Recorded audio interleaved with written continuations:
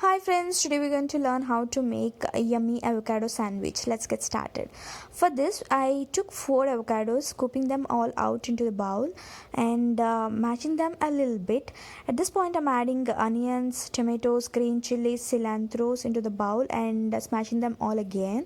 So the juices of the green chilies, tomatoes, onions, cilantro will get infused into the avocados and we get good nice taste to the guac.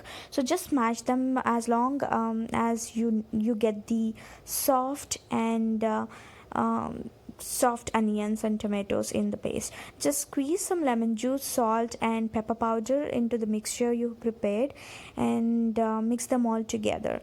And look at the consistency I got. This is how it should be, and you can enjoy it as is.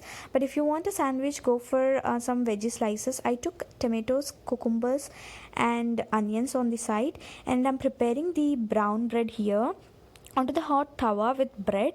And once one side of the bread is brown enough, just turn the bread onto the other side.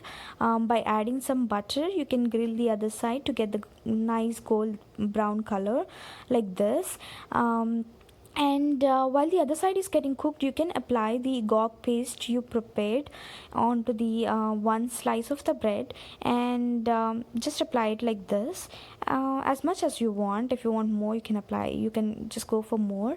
And to the other side of the other slice of the bread, you can take the veggie slices. I took tomatoes and cucumbers, and onto the guac I'm adding the onions and some pepper powder to go spice the sandwich. You can skip these onions and pepper powder if you want, but they taste yum. Yeah, look at this, my sandwich all ready, and you can just serve it to your loved ones. This is like yummy, and if you taste it, you're going to crave it every day, and you might make it every day. So just cut the toast like this. I will just take it as is, but I'm trying hard to cut the sandwich like this. Oh my god, yeah. So the sandwich is all ready and it is really yummy. Trust and try this recipe and you're going to love it.